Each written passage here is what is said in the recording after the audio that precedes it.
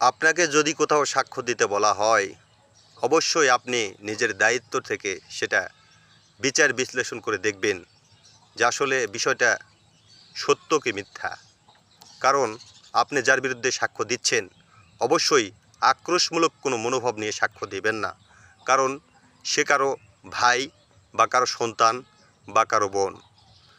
যদি সে আপনার ভাই বা সন্তান বা বোন হতো, তাহলে অবশ্যই আপনি তার বিরুদ্ধে আক্রোশমূলক কোনো সাক্ষ্য প্রদান করতেন না। সেই সূত্রে সবাইকে দেখবেন আপন হিসাবে, এটা নিজের বিবেক থেকে। যদি আপনি একজন সচেতন মানুষ হন, তাহলে প্রত্যেকটা মানুষই আপনাকে ভালোবাসবে এবং সম্মান করবে, এবং আল্লাহ তাআলা নিজেই আপনাকে ভালোবাসবে।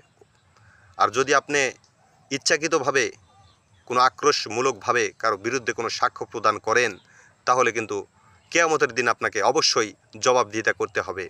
ভুল হলে ক্ষমা সুন্দর দৃষ্টিতে দেখবেন। আসসালামু আলাইকুম। আমি মোহাম্মদ শাহিন আলম জীবন। ধন্যবাদ সবাইকে। পাশে থাকবেন আশা করি।